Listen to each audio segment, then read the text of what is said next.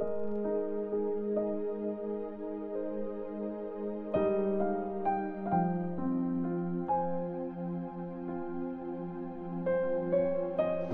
chapter 4.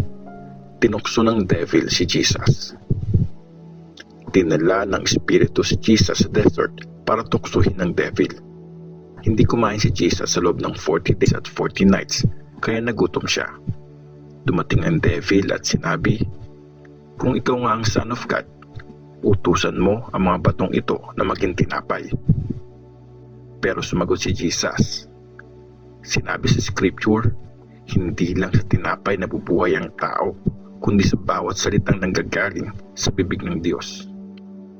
Pagkatapos, tinala ng devil si Jesus sa Holy City ng Jerusalem at pinatayo siya sa pinakatuktok ng temple. Sabi ng devil, "Kung ikaw nga ang Son of God, tumalon ka dyan, kasi sinabi sa Scripture, uutusan ng Diyos ang mga angels niya na ingatan ka.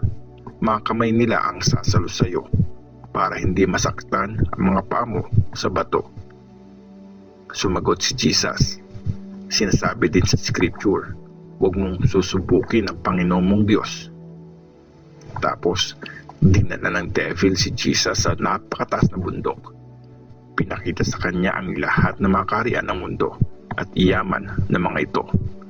Sabi ng devil sa kanya, "Ibibigay ko sa iyo ang lahat ng ito kung luluhod ka at sasamba sa akin." Kaya sumagot si Jesus, "Lumayas ka, Satan. Sinasabi sa Scripture, ang Panginoon mong Diyos lang ang sasambahin mo at siya lang ang pagsisilbihan mo." Pagkatapos, iniwan ng devil si Jesus. Dumating ang mga angels at tinulungan siya. Ang simula ng ministry ni Jesus sa Galilee. Nang mabalitaan ni Jesus na inaresto si John, pumunta siya sa Galilee, pero nag-stay siya sa bayan ng Capernaum imbes na sa Nazareth. Malapit ang bayang ito sa Lake Galilee na sakop ng Zebulun at Naphtali.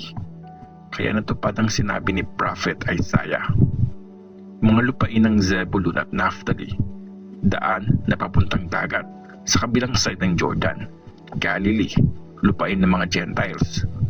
Nakakita ng matinding liwanag ang bayang nababalot sa dilim. Sa mga nabubuhay sa madilim na lugar ng kamatayan, sumikat ang liwanag." Kaya simula nun, nag-preach si Jesus, "Magsisi kayo at talikuran ang mga kasalanan nyo, kasi malapit ang dumating ang kaharian ng langit." Tinawag ni Jesus ang 4 na mangingisda. Habang naglalakad si Jesus sa tabi ng Lake Galilee, nakita niya magkapatid na mangingisda na sina Simon na tinatawag ding Peter at Andrew. Nangingisda sila sa lake gamit ang lambat. Sinabi ni Jesus sa kanila, "Sumunod kayo sa akin at tuturuan ko kayo mangisda, pero imbes na isda, tao ang huhulihin nyo." Iniwan nila agad ang mga lambat nila at sumunod sila kay Jesus. Sa paglalakad niya, nakita ni Jesus ang magkapatid na sina James at John na mga anak ni Zebedee. Nasa bangka sila kasama ng tatay nila at nag-aayos ng mga lambat. Tinawag din ni Jesus sina James at John. Iniwan nila agad ang bangka, pati ang tatay nila, at sumunod kay Jesus.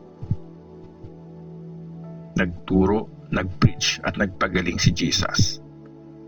Nag-ikot si Jesus sa buong Galilee. Nagturo siya sa mga sinagog at nag-preach ng magandang balita tungkol sa pagkahari ng Diyos. Pinagaling din niya ang lahat ng klase ng sakit at karamdaman ng mga tao. Kumalat sa buong Syria ang balita tungkol sa kanya, kaya dinala sa kanya ang lahat na may sakit at mga nahihirapan dahil sa iba't ibang karamdaman, mga sinasapian ng demonyo, may epilepsy at mga paralyzed. Pinagaling silang lahat ni Jesus, kaya sinundan siya ng napakaraming tao galing sa Galilee, Decapolis, Jerusalem, Judea at pati sa kabilang side ng Jordan.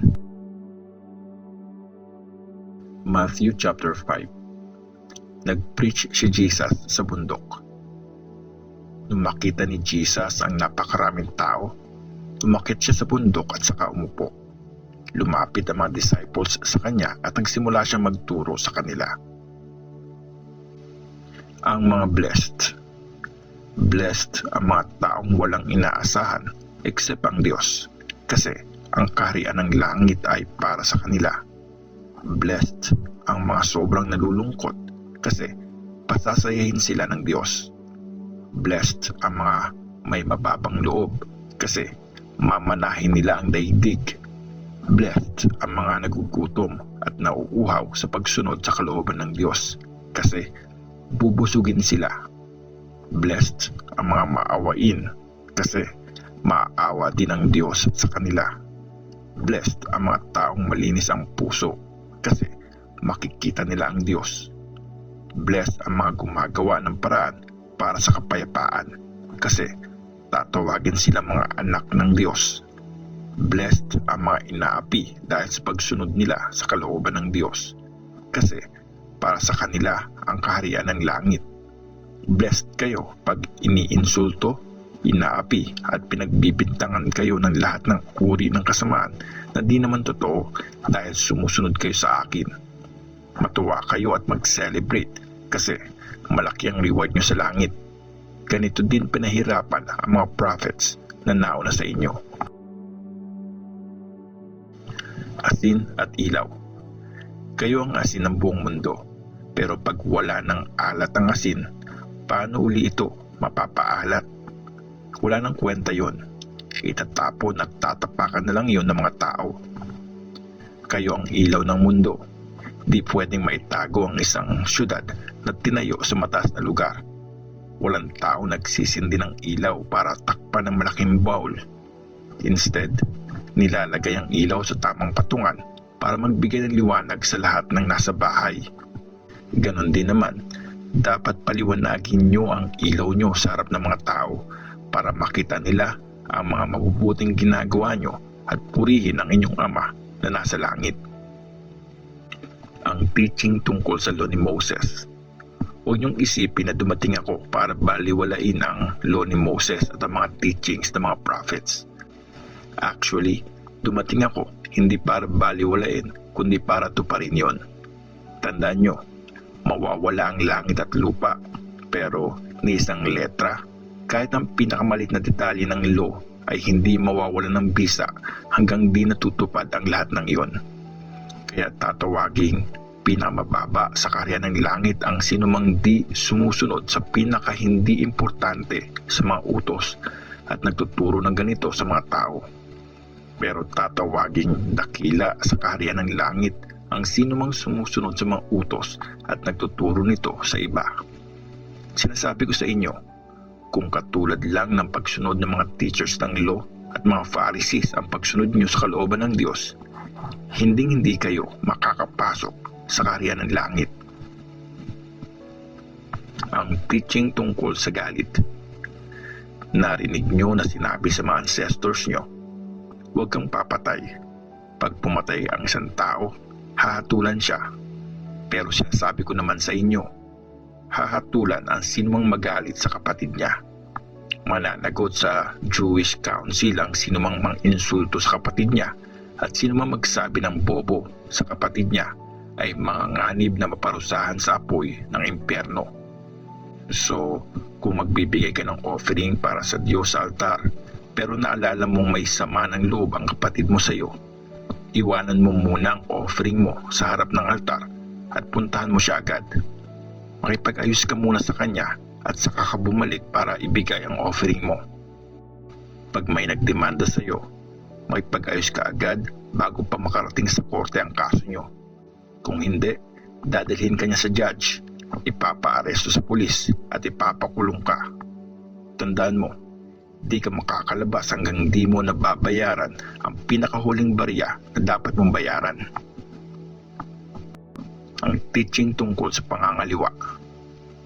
Narinig niyong sinabi, huwag kang mangangaliwa. Pero sinasabi ko sa inyo, sino mang tumingin sa isang babae na may pagnanasa, nangangaliwa na din siya sa babaeng yon sa puso niya. Kung nagkakasala ka dahil sa kanang mata mo, dukutin at itapon mo yon. Mas mabuti pang mawalan ka ng isang bahagi ng katawan mo kaysa buong katawan mo ang itapon sa impyerno. Kung nagkakasala ka dahil sa kanang kamay mo, putulin at itapon mo yun. Mas mabuti pang mawalan ka ng isang bahagi ng katawan mo kaysa buong katawan mo ang itapon sa impyerno. Ang teaching tungkol sa divorce. Sinabi din naman, pag makikipaghiwalay ang isang lalaki sa asawa niya, dapat magbigay siya ng dokumento ng divorce na sila. Pero sinasabi ko sa inyo, pag hiniwalayan ng lalaki ang asawa niya, except kung nangangaliwa yung babae, nagiging cause ang lalaki para mangaliwa ang asawa niya at nagkakasala din ng pangaliwa ang sinumang pakasal sa dinivorce na babae. Ang teaching tungkol sa panunumpa. Narinig nyo din na sinabi sa mga ancestors nyo, huwag kang susumpa ng walang katotohanan. Instead, tuparin mo ang sinumpaan mong pangako sa Panginoon. Pero sinasabi ko sa inyo, huwag kayong manunumpa kapag mangako kayo. Huwag niyong sabihing, witness ko ang langit dahil trono ito ng Diyos. Or, witness ko ang lupa dahil tuntungan niya ito. Huwag niyo din sabihing, witness ko ang Jerusalem dahil iyon ang syudad ng dakilang hari. Huwag mo din gamitin sa panunumpa ang ulo mo dahil di mo kayang paputiin o paitimin kahit isang hibla ng buhok mo. Sabihin mo na lang na yes kung yes at no kung no. Dahil ang anumang idadagdag dito ay galing na sa devil. Ang teaching tungkol sa paghihiganti. Narinig niyong sinabi, mata sa mata at ngipin sa ngipin. Pero sinasabi ko sa inyo, huwag kayong gumanti sa masamang tao. Kung sinampal ka sa kanang pisngi, ipasampal mo na din ang kaliwa. Kung kinasuhan ka para makuha ang damit mo, ibigay mo na din pati ang coat mo. Kung may pumilit sa iyo maglakad ng mahigit 1 kilometro, doble pa doon ang lakarin mo. Bigyan mo ang bawat tao ng hihingi sa iyo at huwag mong tanggihan ang nanghihiram sa iyo. Pagmamahal sa kaaway. Narinig niyong sinabi, mahalin mo ang kapwa mo at iparamdam mo ang matinding galit mo sa kaaway mo.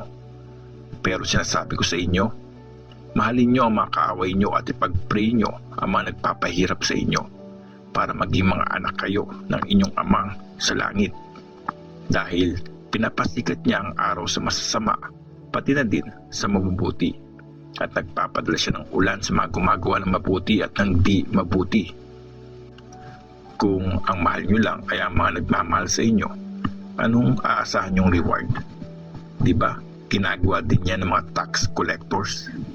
At kung mga kapatid nyo lang ang kinukumusta nyo, very common naman yun. Diba? Ginagawa din yun ng mga Gentiles. Kaya maging perfect kayo tulad ng Ama nyo na nasa langit.